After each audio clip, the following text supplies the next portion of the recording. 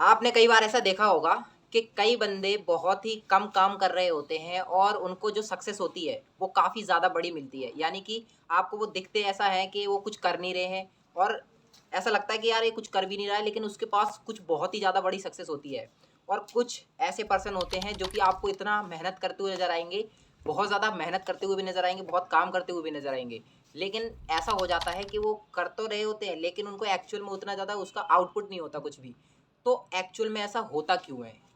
और आज की इस वीडियो में मैं वही बताने वाला हूँ कि क्यों ऐसा हो जाता है कि बहुत बार मेहनत करते-करते भी कुछ नहीं रिज़ल्ट मिलता और एक पर्सन जो कि दिख नहीं रहा है, उसके पास वेल्थ भी है, उसके पास हेल्थ भी है और उसके पास अच्छी लग्ज़रियस लाइफ़ भी है। जबकि वो उसको आपको दिखेगा नहीं कि वो इतना ज़्यादा काम कर रहा है। और दूसरी तरफ अदर हैंड वो एक पर्सन है जिसके पास कि वो बहुत हार्ड वर्क करता नज़र आ रहा है, लेकिन एक्चुअल में वो कर नहीं रहा होता है। उसके लाइफ़ में उतनी ग्रोथ नहीं नज़र आ रही होती है।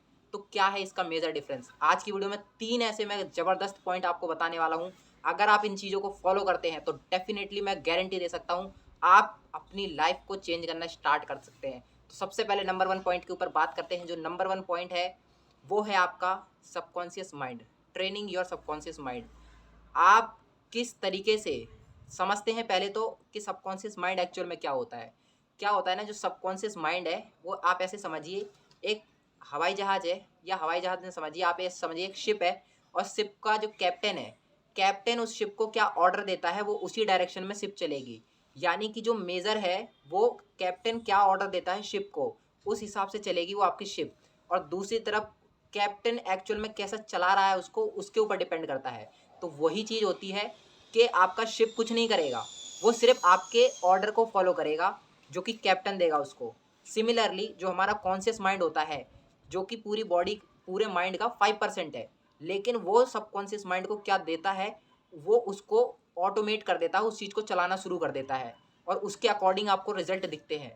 तो अगर आपके माइंड में आप हर समय कोई चीज़ को बोल रहे हैं डिफ़िकल्ट है, ये डिफ़िकल्ट है, ये मेरे लिए नहीं है, ये मेरे लिए नहीं, मेरे साथ ही ये हमेशा मेरे साथ ही बुरा होता है, तो आप अपने जो कैप्टन है वो क्या कर रहा है, सबकॉन्शियस माइंड को गलत ऑर्डर दे रहा है, जो कि उसको ये नहीं पता कि ये सही है या गलत है।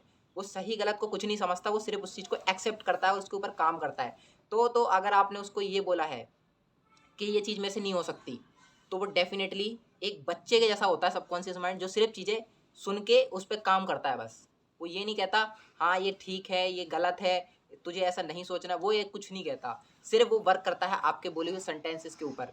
यानी कि अगर आपने उसको ऐसा बोला कि वो चीज़ उसके लिए डिफ़िकल्ट है, तो आपका सबकॉन्शियस माइंड उसी के अकॉर्डिंग रिएक्ट करना शुरू कर देगा। नेक्स्ट, अगला पॉइंट जो कि बहुत ज़्यादा इम्पोर्टेंट है, क्यों जो कुछ ना करते हुए भी बहुत सक्सेसफुल है और क्यों जो कुछ करते हुए भी कहीं पे नहीं है, तो उसका सबसे बड़ा मेजर डिफरेंस है, यहाँ पे आ जाता है उनका, कि वो जो चीज़ें चाहते हैं वो उस चीज़ से हेट करते हैं। जो सेकंड पॉइंट है, what you want you hate with that. आप जिस चीज़ को चाह रहे हैं आप उसी चीज़ को हेट भी कर रहे हैं। आपको ये चीज़ नहीं पता। मान लीजिए कोई अमीर पर्सन है, अब आपको वेल्थ चाहिए, आपको अच्छी हेल्थ चाहिए, आपको वेल्थ चाहिए और आप एक वेल्दी पर्सन को देखते हैं, एक रिच पर्सन को देखते हैं और अगर आप उससे हेट करना शुरू कर देते हैं, तो डेफ़िनेटली आप उस चीज़ को अपने माइंड को बता रहे हैं कि ये चीज़ मुझे नहीं चाहिए। अब आप पूछेंगे कि इसके पीछे ऐसा कैसे हो सकता है? हम तो एक्चुअल में चाह वही रहे होते हैं, लेकिन जैसे ही कोई हमारे सामने अमीर व्यक्ति आ जाए या वो अपनी लग्ज़रियस दिखाए, तो हम उससे इरिटेट फ़ील करते हैं, उससे चिढ़ने लगते हैं, ऐसा कुछ होता है। वो तो इससे हम अपने माइंड को ये बता रहे होते हैं कि मुझे इस बंदे से तो पता नहीं, लेकिन आप उसकी लग्ज़रियस को भी आप दूर कर रहे होते हैं, अपने पास से दूर पहुँचा रहे होते हैं उसको।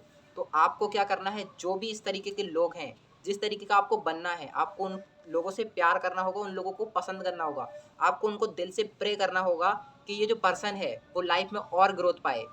क्योंकि ये बहुत ही ज़्यादा हार्ड होता है लोगों के लिए, किसी और को जो कि पहले से इतना ज़्यादा अच्छी पोज़ीशन पे है, उसको और अच्छी पोज़ीशन पे पहुँचाने के लिए उसके दिल से निकल ही नहीं पाता, वो दिल उसका मानता ही नहीं है। मैं यार इसको कैसे बोल दूँ यार, ये तो ऑलरेडी इतना अमीर है, मैं इसको क्यों प्रे करूँ? ये तो ऑलरेडी इतनी अच्छी कंडीशन में है। तो हम क्या करते हैं, जो नीचे के लोग हैं, हम उनसे अपना रिलेशन जोड़ते हैं। हाँ, इसकी कंडीशन ऐसी है, मेरी कंडीशन भी ऐसी है। इस चक्कर में हम लोग सिर्फ़ और सिर्फ़ लैक को अपनी तरफ अट्रैक्ट करते हैं। मुझे लग रहा है आप इस चीज़ को देख पा रहे होंगे। अगर आप किसी लैकिंग पर्सन, जिसकी लाइफ़ में कुछ बुरा होता रहता है, उसकी लाइफ़ में कुछ गलत होता रहता है, आप उससे तुरंत रिलेट करेंगे, अरे हाँ, ये तो मेरे बारे में बात कर रहा है।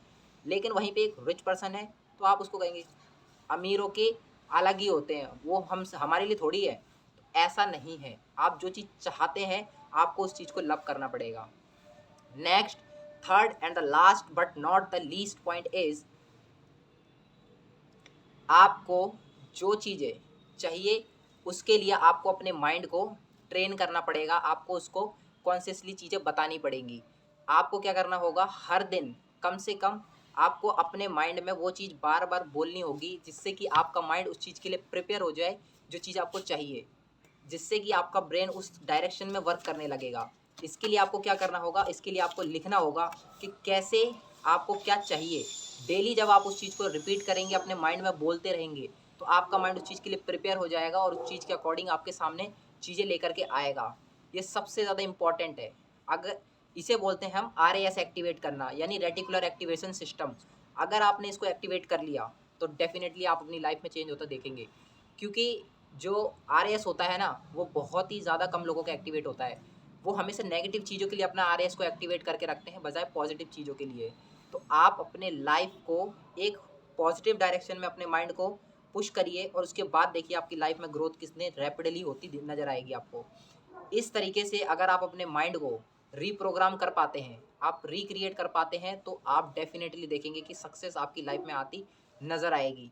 तो यहीं पे वो डिफ़रेंस आ जाता है एक सक्सेसफुल में और एक अनसक्सेसफुल पर्सन में, क्योंकि आप जैसे लोगों के एरिया में रहते हैं, आपकी जो थॉट प्रोसेस है, आपके जो विचार हैं, वो वैसे ही बनते जाते हैं और ना चाहते हुए भी उसके गुण आपके अंदर आ जाते हैं। आप नहीं चाहते कि वो उसके जैसा मैं बनूँ, लेकिन आप उसके जैसे ही बन जाएँगे।